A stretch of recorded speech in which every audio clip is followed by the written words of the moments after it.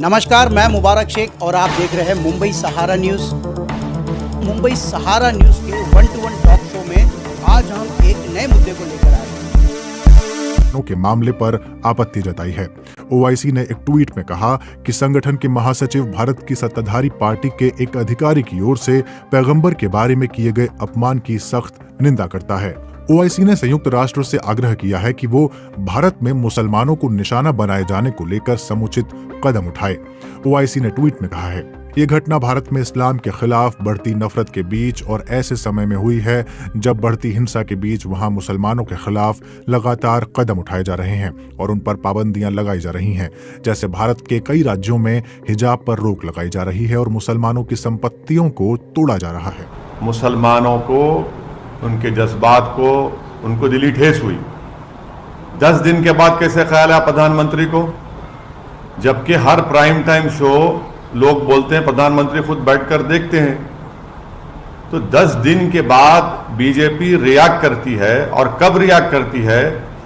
जब देश के वाइस प्रेसिडेंट खतर को पहुंच रहे हैं तो प्लेन में जो प्लेन में होते हैं तो उनसे कहा जाता है कि आपका जो बैंक्वेट था वो कैंसिल कर दिया गया है। तो जब देश के वाइस प्रेसिडेंट खतर में होते हैं, खतर की सरकार हमारे देश के एम्बेसडर को बुलाकर उनसे कहती है कि आप माफी चाहें, क्योंकि बीजेपी के एक स्पोक्सपर्सन ने प्रॉफिट मोहम्मद सल्लल्लाहु अलैहि वसल्लम की शान में बकवास बकी है, झूठ बका है। तो उसके बाद आप देखते हैं कि फौरन बीजेपी हरकत में आती है और बीजेपी अपने नेशनल स्पोक्सपर्सन के खिलाफ उसको सस्पेंड करती है। मैं देश के प्रधानमंत्री को जब भिवंडी में मैं जनसभा को एड्रेस कर रहा था, उस वक्त भी प्रधानमंत्री से अपील किया कि आप देश के प्रधानमंत्री हैं, आप अपने नेशनल स्पोक्सपर्सन के खिलाफ एक्शन लीजिए। ये गलत कहा उन्होंने, मगर देश के प्रधानमंत्री टस से मस नहीं हुए। और 10 दिन के बाद, क्योंकि गल्फ कंट्रीज में ये मसला बहुत बड़ा हो चुका था, इसलिए हालत मजबूरी में देश के प्रधानमंत्री ने अपने नेशनल स्पोक्सपर्सन के खिलाफ एक्शन लिया। ये सरासर गलत है। गलत इसलिए है क्योंकि एक्शन तो आपको 10 दिन पहले लेना था, जब मैं बहैसियत एक भारत के इंडियन सिटीजन के, मेरा मजहब मुसलमान, मैं मुसलमान हूं, हम आपसे अपील कर रहे हैं, डिमांड कर रहे हैं कि आप एक्शन लीजिए। अब एक्शन नहीं लेते आप, क्यों एक्शन नहीं लिया आप बताइए देश के प्रधानमंत्री? क्या असदुद्दीन ओवैसी का डिमांड, क्या असदुद्दीन ओवैसी की आवाज फॉरेन कंट्री के लीडर से कम है क्या? आप मेरे प्रधानमंत्री हैं, आपको मेरी बात सुननी चाहिए। आप फॉरेन कंट्रीज के लीडर्स को खुश करना चाहते हैं, आप उनकी तकलीफ को समझते हैं, हमारी तकलीफ को नहीं समझते। आप कौन समझेगा हमारी दिली तकलीफ को? और तीसरी बात यह है कि ये हमारे एम्बेसडर खतर के, वो कब से स्पोक्सपर्सन बन गए बीजेपी के? वो कब से कहना शुरू कर दिए फ्रिंज एलिमेंट? वो क्या, ये भारत की जो हमारे जो एमईए का डिपार्टमेंट है, चाइना की तरह अलग है ना। चाइना में तो जो एम्बेसडर होता है वो सीपीपी पार्टी का मेंबर होता है। ये कब से हो गया कि एम्बेसडर अब बीजेपी का मेंबर हो चुका है क्या? एम्बेसडर होता है, एमईए के मातहत आता है। ऐसा दिख रहा है कि चाइना का सीपीपी का model Narendra Modi foreign ministry में एक्शन इंप्लीमेंट कर रहे हैं। फ्रिंज कैसा होगा बताइए? नेशनल स्पोक्सपर्सन है, फ्रिंज कब से हो गया? और पांचवी बात, ये फ्रिंज खुद मेन स्ट्रीम है, फ्रिंज खुद मेन स्ट्रीम है। छठी बात यह है कि हमारे देश के जो नागरिक इन गल्फ कंट्रीज में रहते हैं वो 34,20,000 के करीब रहते हैं। यूएई में खुद 34,20,000, सऊदी अरेबिया में 25 लाख, यूनाइटेड स्टेट्स में 12,80,000, कुवैत में 10,29,000, ओमान में 7 लाख, कतर में 7.5 लाख, नेपाल में 5 लाख, यूनाइटेड किंगडम में 3.5 लाख करीब, सिंगापुर में 3.5 लाख, बहरीन में 3,23,000 और जितने टॉप 10 एनआरआई डेस्टिनेशन है उसमें 6 के 6 ये गल्फ कंट्रीज में है। अगर ये गल्फ कंट्रीज में इंडियंस के खिलाफ हॉस्टिलिटी बढ़ जाएगी तो क्या होगा? अगर ये लोग हॉस्टिलिटी शुरू कर देंगे और हेट वायलेंस वहां पर शुरू हो जाएगा इंडियंस के ऊपर, तो कौन जिम्मेदार है? प्रधानमंत्री जी बताइए। और देश को 55% रेमिटेंस यही कंट्री से आता है जिसका मैंने भी नाम लिया। क्या कर रहे हैं? कौन सी फॉरेन पॉलिसी है प्रधानमंत्री जी आपकी?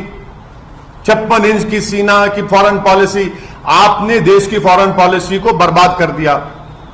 जो डोमेस्टिक हेट पॉलिटिक्स है वो फॉरेन पॉलिसी को आप कन्वर्ट कर दिए उसको, और उसका खमीयाजा हम देख रहे हैं कि कभी ऐसा नहीं हुआ कि देश के एम्बेसडर्स को कंट्रीज बुलाकर कह रहे हैं कि आपने गलत कहा, डिमांड्स दे रहे हैं कि आप माफी चाहिए, आप माफी चाहिए।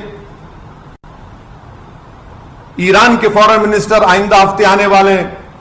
ईरान हमारे देश के एम्बेसडर को बुलाकर बोलता है कि आपने प्रॉफेट मोहम्मद सल्लल्लाहु अलैहि वसल्लम की इंसल्ट की है, माफी चाहिए। वाइस प्रेसिडेंट खतर में है, उनकी खतर मौजूदगी में एम्बेसडर को बुलाकर कहा जाता है कि इतनी बड़ी बेइज्जती भारत की। Internal matters, now what is this, please tell us, बताइए। हमारा देश का अंदरूनी मामला आप सब जगह बोलते हैं जयशंकर साहब, ये कौन सा इंटरनल मैटर हो गया? अब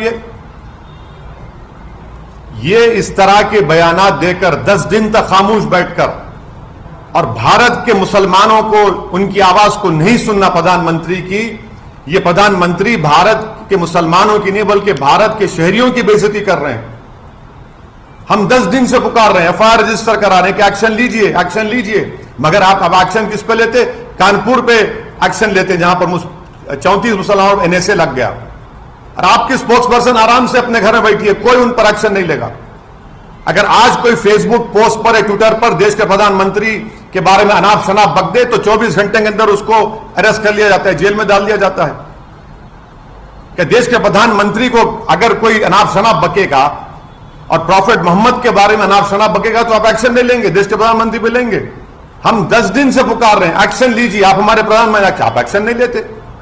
और 7वीं बात यह है कि इसका मुझे जो एप्रीहेंशन है, अगर कल इजिप्ट, सऊदी अरेबिया कुछ अगर वो अपनी पॉलिसी में तब्दील करते और ये कहेंगे कि नहीं सुएज कनाल से इंडिया के गुड्स नहीं गुजर सकते, कौन जिम्मेदार है प्रधानमंत्री इसका बताइए। 7वीं बात, क्या यह बात सच नहीं है कि किंगडम ऑफ सऊदी अरेबिया ने जो भारत को ऑयल बेचता है $2 से उस ऑयल को बढ़ाकर $6 कर दिया? और बोलिए ज्ञानवापी, और बोलिए और बोलिए, गालियां दीजिए मुसलमानों को, इस्लाम को। अब ये $2 से $6 कर दिया है, और प्रधानमंत्री बताना पड़ेगा देश को, अमेरिका को रेट नहीं बढ़ा, सऊदी अरेबिया ने ऑयल बेच वही रेट पे बेच रहे हैं। भारत को $2 से $6 कर दिए। प्रधानमंत्री कौन सी फॉरेन पॉलिसी आपकी? 8वीं बात यह है कि बीजेपी, ये इनके हरकतों से बीजेपी डेलिबरेटली अपने लोगों को बोलती है जाकर गाली दो, हेट की जो स्पीचेस हैं वो करते रहो, नफरत पैदा करो मुसलमानों के ताल्लुक से देश में। और जब मामला गर्म हो जाता है बीजेपी फौरन बोलती है नहीं, हम तो माफी चाहते हैं, इनको हटा दिया हमने। क्या सस्पेंशन कोई वजह, अरेस्ट क्यों नहीं किया जाता आपके स्पोक्स पर्सन को? क्या 295, 153 आईपीसी नहीं है क्या? वो सिर्फ खाली प्रधानमंत्री के खिलाफ बोले तो होगा? और जो स्पोक्स पर्सन को सस्पेंड करें वो अपना वीडियो जारी करके वो कहती हैं कि मुझसे तो देश के होम मिनिस्टर ने बात की, बीजेपी के बड़े बड़े नेताओं ने मुझसे बातचीत की और कहा कि हिम्मत मत हारो, तुमने सही कहा। तो प्रधानमंत्री पूरी विश्व को यह स्टेटमेंट दे रहे हैं कि आप मुसलमानों को प्रॉफेट मोहम्मद के बारे में अनाप शनाप बकते रहिए, हम कुछ नहीं बोलेंगे। हां, अगर कुछ बाहर कुछ हो गया तो जब हमको तकलीफ होगी। भारत के मुसलमान को क्यों नहीं सुनते प्रधानमंत्री?